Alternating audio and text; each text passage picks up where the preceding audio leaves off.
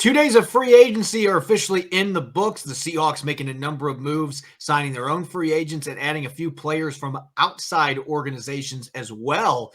Based off these moves, what might the upcoming draft in April look like for the Seahawks? Nick Lee and I are going to be testing it out in our latest mock draft here on our Blue Friday edition of Locked On Seahawks. Greetings, 12. This is Corbin Smith, your host for Locked On Seahawks. Joining me for our Blue Friday episode, my co-host, Nick Lee. It's been a busy first week for the Seahawks in free agency. They re-signed a few of their own players, including Quandre Diggs and Sidney Jones. Also added a few outside free agents, including quarterback Artie Burns, formerly of the Steelers and the Bears. With all of those additions, filling the roster up, it's time for our latest mock draft. We're going to have a few strict rules that we're going to be incorporating this time around. And Nick, this is the first time that you and I have gotten to do a mock draft this offseason. Rob and I did the first one. I know you've been begging to do this, and I figured now that we kind of have a little bit of an idea what this 2022 roster is going to look like for the Seahawks going into next month's draft, that we might have a little better idea what kind of players, what positions the Seahawks are going to be looking for. And this will be the first time in a long time that we've gotten to enjoy making an early first-round pick. So without further ado, we're going to get started here. Really only one ground rule. Last time when Rob and I did this, and I know, Nick, you were talking about maybe replicating this, but we're going to do something a little different this time around. We had to make a trade with every single one of Seattle's native picks. Now, this time around, with the additional picks coming from the Broncos, now officially having a first rounder in the top 10 and an extra second and fifth round pick, here's the ground rules. We have to finish with 6 picks in the first 3 rounds. Right now, we have 4 of them with a first rounder, 2 seconds, and a third rounder. So we have to find a way to add 2 more picks in the second and third round somehow. And we are going to be using the Draft Network simulator. So let's get started here. So we're going to get started right now. The Jacksonville Jaguars officially going to be on the clock. And again, we have to find a way to get to 6 picks in the first 3 rounds. So let's get rolling. And you know, Corbin, there's a few ways you can do that. Obviously, you can trade down from 9 and recoup a couple probably first 2-day picks. Or if you like what you see at 9 and you can't miss a player, you maybe need to trade down one of your second round picks to get to that number. Yeah, and we've got a few trade offers here for pick number 9. And the one thing I'd love for their mock simulator, if we had the ability to actually see the players that were still available here. So let's look at our offers and see if there's one that jumps out. The Saints offering to trade down from 9 to 18. That is a big jump, but they're offering pick number 49 in the second round. That would give us 3 picks that are early in the second round. So that would be an intriguing trade potentially for that reason. And then we've got an extra third and a fifth coming from the Eagles to move down to pick 15. I like that much better.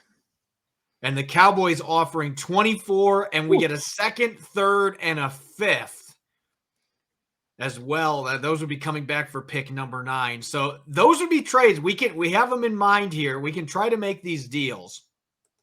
Looking what's on the board here, the Seahawks have an opportunity to maybe add a tackle in Charles Cross, a really good left tackle in this class. Ahmad Gardner, the corner from Cincinnati. David Ajobo from Michigan's another one that's intriguing. Malik Willis, the quarterback out of Liberty. He's been linked to the Seahawks quite a bit in mock drafts since they traded Russell Wilson. So there are some intriguing players here, Nick, but I just listed off a bunch of guys that could make sense. And if we're going to try to knock out this requirement we've got to get 6 picks in the first 3 rounds, I personally think that the trade with the New Orleans Saints makes the most sense. I know Dallas was offering a second and a third, but we would be dropping down all the way from 9 to 24.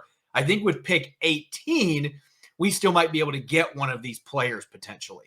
I believe the Eagles also were offering 15, if I wasn't mistaken, and a couple other ones. They were offering a third and a fifth. Yeah. So that one would make sense too. We would only be dropping down 6 spots. Because for that one, if the Seahawks are gonna draft a quarterback, Malik Willis here, he could still be available at 15, and then I think it would be a bit more not quite as much of a reach. I just don't want to force a quarterback at 9, with so many other holes on the roster. So I maybe want to entertain that deal with the Eagles, because I would venture to say that there's a possibility at least that the Eagles, or that Malik Willis is still there. I don't know, 14 picks ahead of Malik Willis. One of them will take him.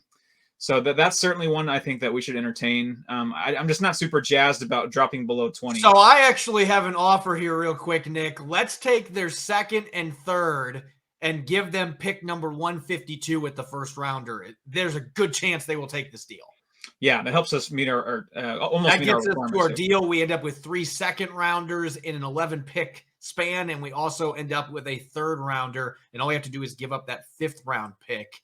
Let's see if they'll take the offer here. And they have. So we will be back on the board here in a moment.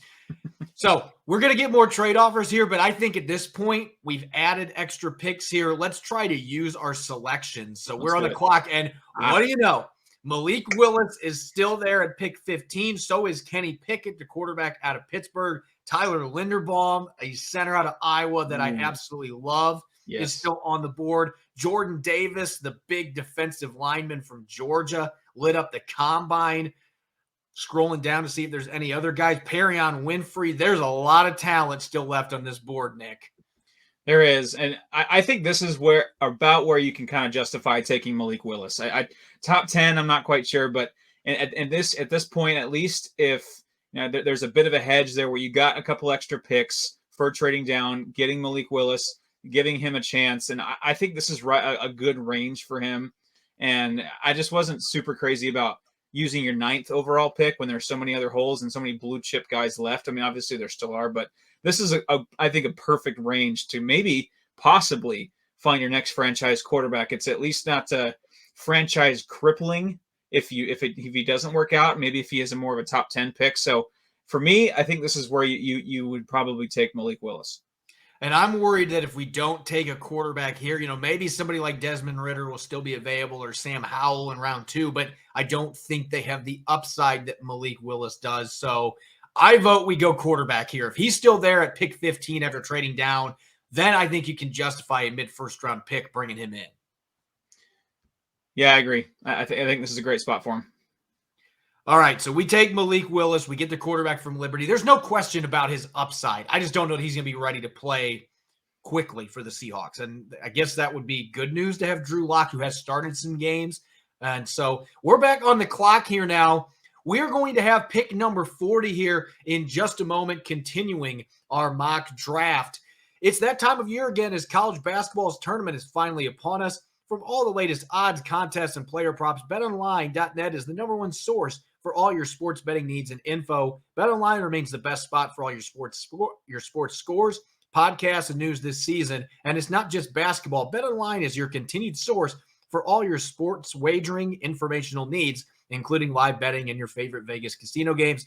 Head to the website today and use your mobile device to learn more about the trends in action. BetOnline, where the game starts. All right, we're on the clock again here, Nick. Pick number 40. The Seahawks now, with the trade we made earlier, we've got 3 selections in the second round, pick 40, pick 41, and pick 51. So we get a chance to really clean up here in the second round. Boy Mafe, a player I really love, was just picked right before the selection at pick 39. So you look here, we could have gotten Desmond Ridder or Matt Corral, but we picked our quarterback already, so those guys are off the clock.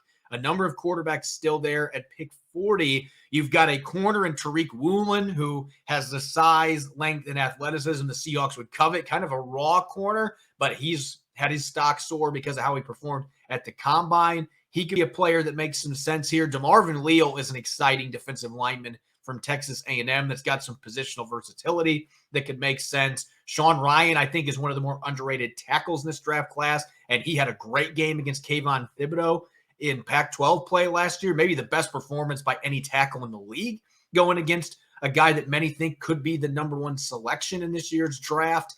Ebiketie from Penn State's a good player. Roger McCrary, a corner from Auburn that has a lot of qualities that are similar to DJ Reed. So there are some players here that are really exciting to consider. Yeah, there's a few corners. Kyler Gordon in the corner as well at UW. Maybe not quite the same fit as Tariq Woolen. I am a huge Tariq Woolen fan, and I think this is a good spot. And with having it's back-to-back picks, right? Is that 40 and 41? So you don't have to reach. You don't have to worry about another guy going off the board if you want to take a bold pick here. I think there's enough corners here, and I know the Seahawks address that, but I think you still want to find a long-term franchise answer, maybe opposite Trey Brown in this class for cornerbacks. And Tariq Woolen's a guy I agree he's a bit raw, but he's very toolsy. I like that. That's a kind of more of a baseball thing. Like, when Fernando Tatis Jr. came up, he was very toolsy. Wasn't quite the refined player he is now, but you could just see all that raw talent. I think Tariq Woolen has some of that in him. I think he would be a good one. And Khalil as well, I think is another solid option. I still am leaning corner. I just think there's enough good corners on the board right now. That's the direction you could probably go. I've got one other player that I think would make a lot of sense here. I am a very big fan of Logan Hall from Houston. And he is a guy that I think has tremendous positional versatility, a late bloomer at Houston. And those kind of players can always be a bit of a risk, but really impressed with the Senior Bowl. 6'6", 280 pounds, extremely athletic, plays with violent hands. He could play defensive end. He could bulk up a little bit and play defensive tackle and be a nightmare to block as a pass rusher. He's got the ability to play as a stand-up outside backer in a 3-4. I mean, incredible positional versatility here. So I'm with you. I really like Tariq Woolen. This is an interesting scenario. Teams rarely have back-to-back picks, and John Schneider in this situation might want to try to move down to recoup some extra picks. But in this case, we've already met our requirement. We've got the 6 picks in the first 3 rounds. I think we picked the 2 best players here back-to-back. I think Woolen makes sense. I would be hitting my hand to the table saying, let's get Logan Hall, because I just think he's a dynamic pass rusher with incredible positional versatility. You're going to be running a 4-3 hybrid with more 3-4 looks. He's a guy that you could move all over the place and he would still be impactful. Yeah, the name of the game is versatility for sure on defense. That's always going to be in style. So I agree. Woolen at corner, get that guy with enormous upside that can turn into a franchise cornerstone cornerback. And then Logan Hall, you can maybe try to see if he'll fall again as a 51, I think we have left, but he might not be there, so you don't want to risk it. Yeah, I think that he's going to be gone in these picks. I think we'll see a rush on pass rushers between pick number 41 and 51. And so I vote that we get Logan Hall. Then this is what John Schneider and Pete Carroll might have to do. You get one player you want, I get one player I want. So let's go with Logan Hall. Let's split the Kit Kat bar. Here we go. Now, the Seahawks will be back on the clock here real quick. Another second-round pick. We're getting trade offers. I don't want to trade up because that's taking away one of my picks. So not going to be doing that. Sorry, Dolphins. So pick 51 back on the board. Now, this is where things get really interesting. It is round 2. There is still a lot of really good talent across the board here available. Running backs, there's a couple guys. I really like Breece Hall from Iowa State. You've still got Ebiketie there if you're wanting more of a pure pass rusher. I think the pick with Logan Hall, though, doesn't make that quite as big of a need. I love David Bell. I don't care that his times at the combine were not good. David Bell is a football player. And maybe I'm biased because I coached against him. You just love Purdue guys, don't you? He's just fantastic, though. I mean, he is a great football player. He's not going to light up 40 times and not going to jump out of a building, but he can catch a football, and he is such a good route runner, really high football IQ. So I know that Seattle has been looking for receivers. At least that's been a report out there. This is a guy that would give him another bigger-bodied receiver to go with DK Metcalf and Tyler Lockett. He would still have use for D. Eskridge, too. I don't think there's anything wrong with adding another receiver. So he's somebody that I have interest in here. Looking at some of the other players available. Offensive line, Darian Kinnard. Some are saying he's a guard. I still like him at tackle. I could see him making sense here. Drake Jackson, another good edge. Channing Tindall, another really good linebacker. There's a lot of talent that is still on the board here at pick 51. Yeah, Tindall, I mean, there's this guy named Bobby Wagner who left town, so that's another big void you got to fill. So certainly that's a possibility. I'm kind of leaning towards an offensive weapon here, be that Breece Hall running back or a receiver of some kind. I think that there's a good run of running backs and receivers here. Jonathan Mechie as well out of Alabama. I know that he's kind of a polarizing prospect compared to maybe Jamison Williams. But I think there's enough of a run of running backs and receivers here where you might want to get an offensive weapon and kind of build that depth behind Malik Willis. Give him some weapons, or whoever you have at quarterback week 1, 2022. Yeah, I actually would be okay with Breece Hall in this situation because I think he's probably going to be gone before this point. I think he'll be the first running back that is picked. I think he's got enough size, athleticism, tackle breaking ability to be a fit here. And like I said, I would go with David Bell over a couple of the other receivers you mentioned. And I know that he does not test well compared to some of these guys. And Seattle's typically wanted guys that test really well, but David Bell's film is spectacular. So I think getting a guy to go with whoever your quarterback is, in this case, we believe it's going to be Malik Willis. We picked in the first round. Getting as many weapons around him as you can makes sense. You want to have a running game you can lean on. So I actually am all for Breece Hall here at pick 51. I don't think this is a reach. Yeah, and it sounds like Pete Carroll and John Schneider really want to get back to their roots, and if they want to, they got to get a running back that fits that mold. And Rashad Penny's not under contract as of this mock draft. So and I think Breece Hall has a little bit of like peak Le'Veon Bell in him, just a little bit of that. Just the patience, the shimmy, and the explosiveness. I really like it. Yep, enough size. Let's do it. And our listeners might be like, why a running back that early? But Chris Carson's coming off neck surgery. Penny is not signed right now. He's had injury issues. DJ Dallas and Travis Homer have not shown that they are. And with Wilson gone, welcome back to Seahawks 2012. I think, or 2017, when they had like one running back that was over 250 rushing yards. Like, you don't want to end up in that kind of a right. situation. I mean, like philosophy wise, welcome back to like 2012, 2011 status for mentality. So you're going to want to stock up on running game stuff. Let's do that. We got Breece Hall coming in, an offer from the Packers trading us 53 for a third and a fifth. I just don't feel like doing that right now. Nah. We're going to have a third rounder that's going to be coming up here. Pick number 72. Now, remember our trade earlier, Nick, we recouped another third round pick. So we get 2 of them. Getting some offers here, moving down 1 spot for an additional 7th. Meh. Don't think that that's worth it. Or moving all the way down to 90 and getting a 4th. Yeah. I don't think either one of these deals are worth it. Let's stick at pick number 72. And look at what's on the board. We have addressed so far. We've got our quarterback. We got our edge. We've got our corner. We got a running back as well. I think offensive tackle is still a huge need here. 100%. Yeah. I know that there are a lot of people that don't think he can play tackle in the NFL, but I don't agree. I think Darian Kinnard is mean. He's nasty. He was first team all SEC as a tackle.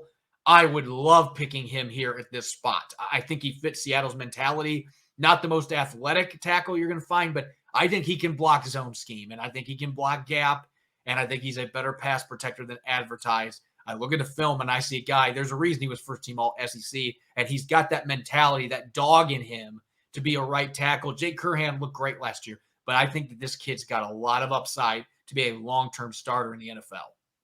Yeah, the only other places I would probably look are receiver. I got Calvin Austin, who's kind of an explosive playmaker. And he's enticing because he's fast. Yes, that's pretty much it. He's very fast, but I think that this is probably, you probably don't want to wait around too much longer and to try to find perhaps your right tackle of the future or tackle of the future. You wait any much longer and you might not find him. And we're going to be back on the board at 83. We're taking a risk here, but Tyndall is still available too at linebacker, a guy that I think would be a good fit at the Mike position. You're not going to be able to get both these guys possibly, but I think that right now Kinnard makes the most sense. Yeah, I think right now tackle is a more dire of a need. So let's do it. Let's pick the Kentucky tackle, Darian Kinnard. Add some mean and nasty to Seattle's front line. We'll be back on the clock here in a moment with pick number 83. Before we make that selection, though, Nick, this time of year, I've pretty much given up on all my New Year's resolutions. By March, that's typically the case for everybody. But I'm sticking with my resolution this year, in large part due to Built Bar. If you haven't tried Built Bar Puffs yet, you are missing out. One of the best tasting Built Bars out there. It's the first ever protein-infused marshmallow. It's really a marshmallow on steroids. They're fluffy, they're marshmallowy, and they are flat out delicious. Coconut marshmallow, my personal favorite. Banana cream pie, several great flavors. They are going to be your new favorites. And like all Built Bars, they're covered in 100% real chocolate, 130 calories, 4 grams of sugar, 4 net carbs, and 17 grams of protein. Compare that to a candy bar, which usually has 240 calories, 30 grams of sugar, and dozens of net carbs. And it's a no-brainer which one you should pick. A lot of delicious flavors for regular Built bars as well. Mint brownie, coconut almond. They've got new flavors coming out all the time. It doesn't matter what they pick. It always seems to work out. Go to Built.com and use the promo code LOCK15 and get 15% off your order. That's LOCK15 for 15% off at Built.com. All right, continuing our mock draft here, Nick. We are back on the board here in the third round, our sixth pick in the first two rounds. Again, that was our requirement. We had to get to 6 selections. We are back in the clock at pick 83. We have gotten our offensive tackle. I know it says we haven't because they list Kinnard as an interior lineman, but you and I agree, right tackle material coming out of Kentucky. We got our quarterback, we got our edge, we got our cornerback, and of course, we got our running back drafting Breece Hall out of Iowa State, using a higher pick on that. But when you have 6 picks in the first 3 rounds, you can make a selection on a running back. Looking at the players that are available, Channing Tindall is still there. Leo Chenal from Wisconsin, another player that I really like. We got a couple of really good linebackers to consider, and maybe the wild card here. I know Seattle has not drafted small school guys, but Troy Anderson is a freak. 4'4", 40-yard dash, has played running back, played some quarterback at Montana State. This guy is just a football player and a competitor, had a great Senior Bowl and really tore it up at the Combine. So I think you could make a case for any of those 3 players here. And I think you could also make a case that if the right receiver is still available, there's been a run on those guys, though. Jalen Tolbert, I would think would be a bit of a stretch picking here. Wan'Dale Robinson from Kentucky is a good player, but it feels like to me that the best thing that the Seahawks could do here, most likely, either go linebacker or maybe a guy like Cole Strange, an interior offensive lineman that might be your future center, if you don't believe Austin Blythe is going to be that guy. Yeah, you can also maybe stock up on edge with Nick Benito. I like him out of Oklahoma. He's a good player. Yeah, this might be a best player available scenario. Right. But I think you're still wanting to address needs. Obviously, Bobby Wagner gone. I think it's pretty obvious here with how many linebackers are left that it's kind of the universe telling us maybe that we should take one. Channing Tindall, of course, I think he's got some traits of Jordan Brooks in him, very fluid, very, sideline to sideline, pretty athletic. I too like Troy Anderson. He strikes me as a guy who at worst is maybe your best special teams player. Like he just has one of those abilities in him where he's just, like you said, a football player. He just utility guy. So at worst, I mean, I know it might be a little high to draft, just an all special teams guy, but that might be his floor, is a very, very solid special teams guy, which, you could do a lot worse than that at pick 83. So I am a little torn between Troy Anderson and Channing Tindall. But I think just for more of a sure thing to maybe get a replacement and get there and stick a guy next to Jordan Brooks to maybe can meet his production or at least attempt to, Channing Tindall probably is the best bet. Yeah, it's tough for me to make this decision because I think that an argument can be made in the right system that Anderson might have a higher ceiling, but Tindall is more pro-ready, and he's very good in coverage. He showed that at the Senior Bowl. So let's go with Channing Tindall from Georgia. Now, we're going to have a little bit of a gap till we are back on the clock now. We are done with our picks here. The Packers are trying to get us to trade back into the third round by giving up our 4th, 5th, and 7th. I can't justify that. Keep walking, Green Bay. They're trying to find another receiver since they've traded Devontae Adams. Aaron Rodgers is on the phone. All right, we're back on the clock now. Pick 109. This is the only 4th rounder that we have. We traded one of our 5th rounders to get an extra pick on day 2.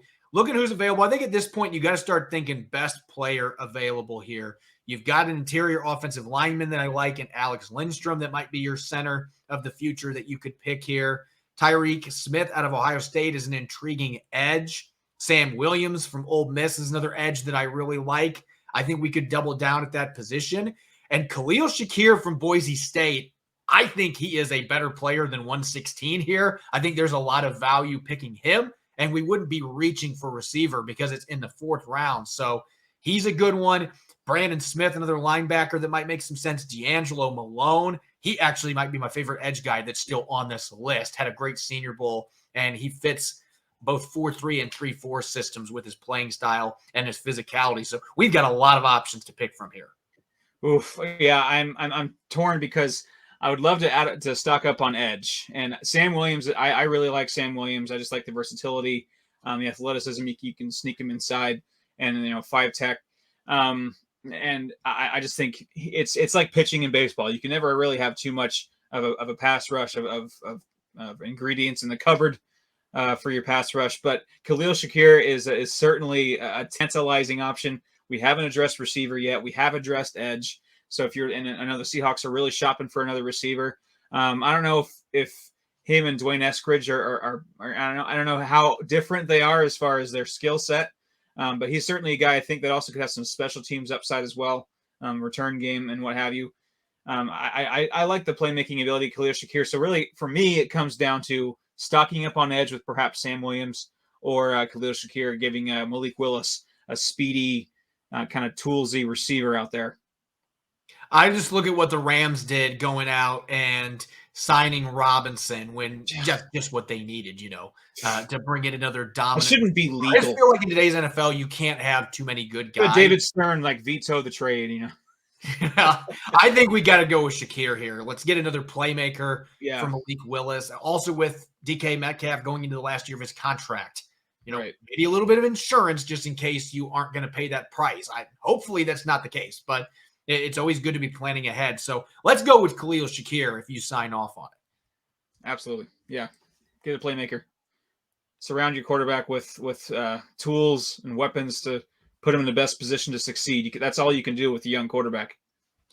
Especially when, again, you've got, Tyler Lockett's future might be up in the air too, depending on what direction the Seahawks want to go. I don't think drafting a receiver is necessarily a bad idea. Trade offer coming in from the Panthers. They're offering us 143 or 144 for pick 153 and a future 6th. Let's keep our picks for next season. We'll be back on the clock here now in the 5th round, pick 153. So again, really the only thing we haven't addressed to this point, we haven't gotten ourselves a center and we haven't added interior defensive line help because I don't feel like tight end is a need at all, getting Noah Fant. Safety, you re-sign Quandre Diggs. They've got Blair coming back from injury. I just don't feel like those are needs. You look at the players that are available here. You've got Arizarike from Iowa State. Might be an option here. Matt Henningsen from Wisconsin. If we're wanting to go interior defensive line.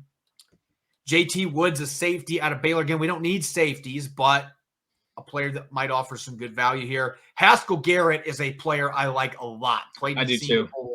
He's coming from Ohio State, which has been a defensive line factory. In fact, if he's available here at this position, I think that he would be a slam dunk pick right here. Yeah, I really like him. If another thing I would do is if you're still worried about your tackle spot, if there's a little bit in the back of your mind that says that he won't get it done, maybe Max Mitchell, I think is another option there to perhaps get. You've also got Kellen Dyche from Arizona State, right, who is really athletic and I think fits a zone blocking scheme well. If you don't think Stone Forsythe is a guy at left tackle, but yeah, I think that the game changer here is that Garrett is still available. I think if he's still available, and especially since we haven't addressed that yet, you got to get yourself a guy like Garrett. And Al Woods is not going to play forever. So getting another defensive tackle, Puna 4 is going to be free agent next year. I think at this stage of the draft, it makes a lot of sense. Definitely. So let's do it. Build the depth at the trenches. That's a great way to build a championship team for sure. Now, this will be the time where John Schneider and Pete Carroll and Steve Hutchinson, everybody in the front office, they're going to be sitting back and sipping on some suds here, waiting for their next pick because we got throwing fish at Pike Place or something. Rounder. In real life, John Schneider might actually try to trade back into the 6th round here because just out of sheer boredom. Just out of sheer boredom, you might want to trade back in. That's a nice little run. Long break. Now we are finally going to be back on the clock here in a moment. Is this our last pick? 229, our last selection here. Looking at what's available still on the board. Demarion Williams, I think, is an intriguing corner from Houston. Kyler McMichael as well. McMichael more of a boundary corner. Williams would be a slot guy.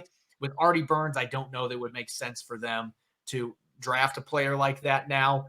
Amari Carter from Miami might be an interesting project safety. We already drafted a running back. I really like Abram Smith, but we don't need him. Luke Fortner, we already drafted a Kentucky offensive lineman, but there's no way Luke Fortner is still going to be here in the 7th round. I don't see any way that a guy that's got almost 40 career starts in the SEC, one of the best centers in the SEC, is going to be available at that point. And they need a long-term solution at center. I don't think that Austin Blythe is that guy. Luke Fortner absolutely could be.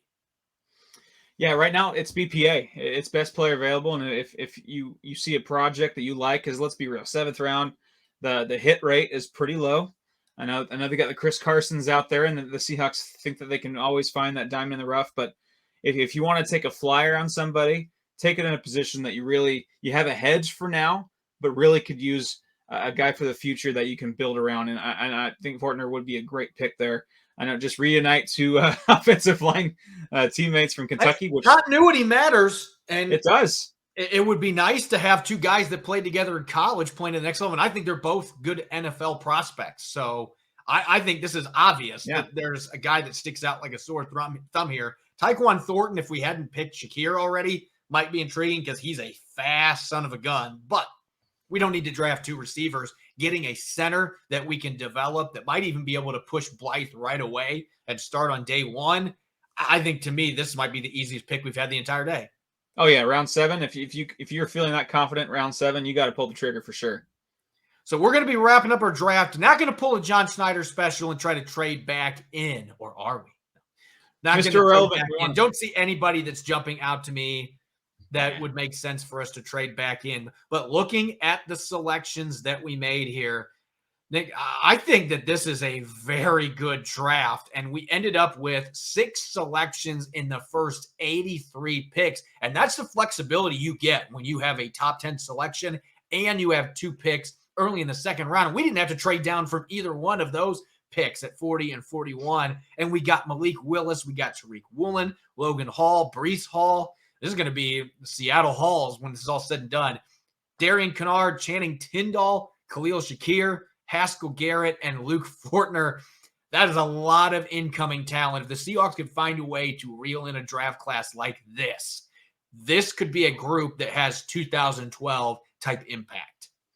Yeah, I mean, you hit on all the needs. You hit on all the major needs. You have your quarterback that you feel pretty confident about. I think of all the quarterbacks available, Malik Willis does fit what Seattle needs the best, and you have clear tools around him already on the team. You know, got Metcalf and Lockett there. You got him a couple more weapons in Breece Hall and Shakir. You got him a couple offensive linemen that hopefully can learn to or hopefully develop into franchise tackle and center.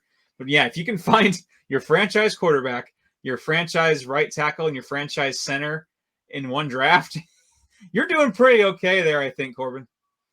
Yeah, I think so. This would be a group that Pete Carroll and John Schneider would be jumping for joy if they could reel in a group like this, and especially getting a running back in the 2nd round, because we know how excited Pete Carroll gets when he has the chance to add premium talent at that position. Thanks, as always, for making Locked On Seahawks your first listen 5 days a week. Now make your second listen to Locked On NFL Draft Podcast. Ryan Tracy and former NFL cornerback Eric Crocker bring the NFL Draft to light every day with insight and analysis on college football prospects and NFL front offices. It's free and available wherever you get podcasts. You can follow me on Twitter at Corbin Smith NFL. You can follow Nick at NickLee51. Make sure to check out the Locked On Seahawks podcast. We're available on Apple Podcasts, Google Podcasts, Spotify, and of course 5 days a week streaming on YouTube. When we return from the weekend, expect plenty of more free agent news. Rob Rang and I will be breaking it down and continuing our weekly Mock Draft Monday series, checking out some of the latest mock drafts floating around on the internet. Enjoy your weekend.